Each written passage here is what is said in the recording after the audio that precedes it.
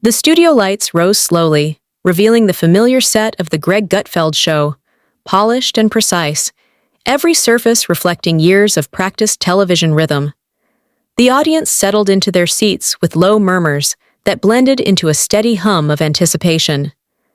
Cameras rolled silently into position, red tally lights blinking on one by one. Greg Gutfeld leaned back in his chair with an easy confidence, fingers resting lightly on his desk, eyes scanning the room as if he could feel the mood before a single word was spoken. Tonight's guest, Tom Hardy, sat across from him, posture relaxed yet alert, hands loosely clasped, expression calm but unreadable. From the outside, it looked like any other late-night conversation waiting to unfold. The introduction was smooth, almost playful. Greg's voice carried that familiar mix of humor and curiosity as he welcomed Tom to the show. The audience applauded warmly, a wave of sound rolling across the studio. Tom nodded, offering a small smile, acknowledging the crowd with quiet respect. The lights overhead softened slightly, designed to make the moment feel intimate, despite the dozens of people watching closely from behind cameras and monitors. For a brief stretch of time, everything flowed exactly as planned. As the conversation began, it drifted through safe territory: fictional film projects, creative discipline, the strange balance between public life and private focus. Tom spoke thoughtfully, choosing his words with care, pausing now and then as if weighing the meaning behind each sentence. Greg listened, occasionally interjecting with a joke or a raised eyebrow, prompting laughter from the audience. Yet beneath the surface, a subtle tension started to take shape, so faint it could easily be mistaken for nothing more than contrast in personality. Greg leaned forward slightly, asking a question that seemed harmless on its own, framed with humor, but edged with curiosity.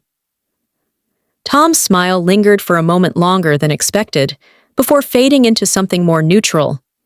He answered calmly, but his tone shifted just enough to be noticed by those paying close attention. The camera cut briefly to the audience, where a few people exchanged glances, sensing a change they couldn't quite name. The discussion continued, but the rhythm was no longer perfectly aligned. Greg's quick, playful pacing met Tom's slower, more deliberate style, creating small gaps, pauses that stretched just a beat longer than usual. In those pauses, the studio felt different. The production team watched closely from behind the scenes, headphones pressed to ears, fingers hovering near switches, ready for anything. No one panicked, but awareness sharpened. A comment meant to be light landed heavier than intended. Tom tilted his head slightly, eyes narrowing not in anger, but in focus. He responded carefully, clarifying his point, his voice steady but firm. Greg nodded, smiling, attempting to steer the tone back toward humor, yet the audience's laughter came a fraction of a second late. That delay said more than words ever could. The cameras moved closer, framing faces tighter, capturing every shift in expression. Tom's hands unclasped, resting flat on the chair's arms. Greg straightened, sensing the shift, adjusting his posture as if the conversation had entered a different phase. The lights felt brighter now, or maybe it was just the intensity of attention focused on the exchange. Another question followed, this one more reflective, but timing mattered. Tom paused before answering, the silence stretching across the studio. In that silence, the audience held its breath, the energy thick and electric. When Tom spoke, his words were measured, honest, and controlled, but they carried emotional weight. Not confrontation, not accusation, just clarity delivered with seriousness. Greg listened, nodding slowly, but the usual quick humor stayed absent for a moment too long. The production crew exchanged glances. A camera operator subtly adjusted framing to include both men in a single shot, anticipating something unresolved.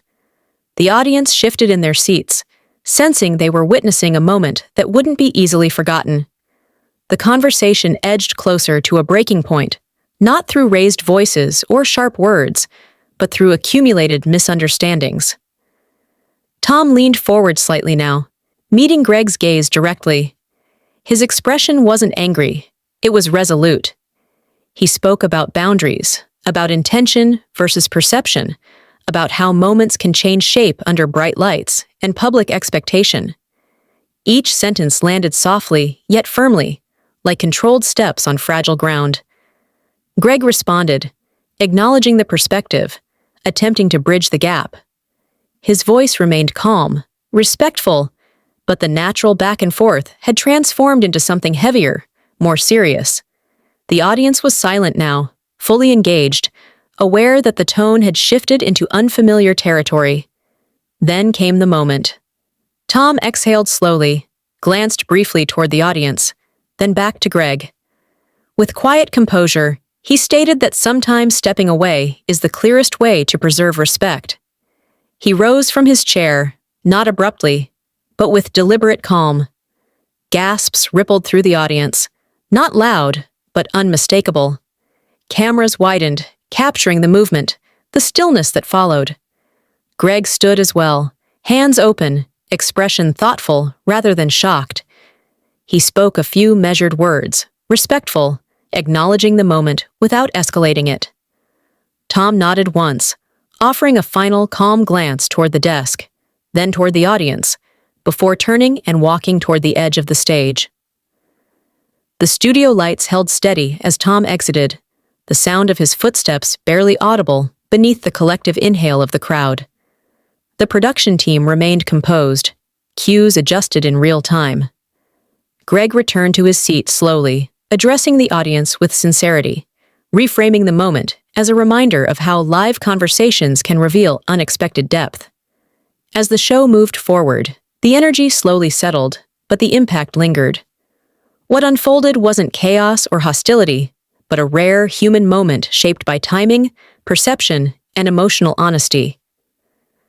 The cameras continued to roll, capturing a studio that had just witnessed something unscripted, yet respectful.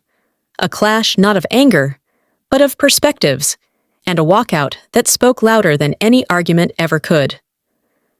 The silence that followed Tom's exit lingered like a held breath, stretching just long enough to remind everyone that this was live television, unpredictable and raw. Greg remained seated for a moment, hands resting on the desk, eyes lowered briefly as if collecting his thoughts. The audience stayed unusually quiet, not out of discomfort, but out of respect for the weight of what had just occurred. Behind the cameras, the production crew adjusted on instinct alone, cues flowing smoothly as professionalism took over emotion. Greg finally looked up, offering the audience a small, composed smile. He spoke calmly, acknowledging that live conversations sometimes uncover deeper layers than expected. His tone carried no defensiveness, no humor forced into the space, just clarity. The audience responded with gentle applause, not celebratory, but supportive, signaling understanding rather than judgment. The show continued, but everyone in the room knew the moment had already etched itself into memory.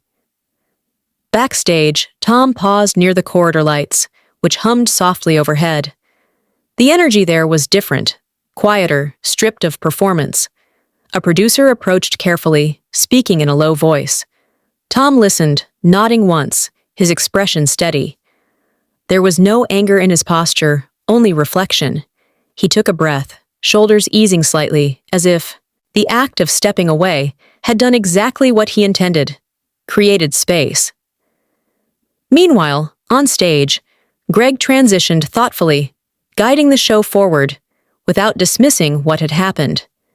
His words framed the moment as a reminder of how communication can shift under pressure, how even respectful conversations can misalign. The audience leaned in, absorbing the message. Laughter eventually returned, softer at first, then more natural, easing the atmosphere without erasing what came before. As the show moved toward its closing segment, the camera occasionally cut to wide shots, capturing the studio as a whole. The lights felt warmer again, the tension slowly dissolving. Greg wrapped up the episode with sincerity, thanking viewers for being part of a live experience that proved authenticity still mattered. Applause filled the room, fuller now, carrying relief and appreciation. Later, in a quieter corner backstage, Tom spoke briefly with a few crew members. The exchange was calm, respectful. There were nods, short smiles, mutual understanding. No dramatic words were needed. The moment had already said enough. Tom adjusted his jacket, offered a final thanks, and headed out, leaving behind a sense not of disruption, but of closure. In the hours that followed, conversations about the show spread, not framed by outrage, but by reflection. Viewers spoke about how rare it was to see restraint instead of escalation, how the moment felt human rather than performative. The clash, if it could even be called that, became a quiet example of how boundaries can be expressed without harm. What remained was not controversy, but contrast, a reminder that intensity doesn't always arrive through raised voices or sharp words. Sometimes it appears through silence, timing, and the courage to step away. And in that live studio, under bright lights and rolling cameras, both men had navigated the moment with composure, leaving behind a scene that felt unexpectedly meaningful, cinematic, and complete.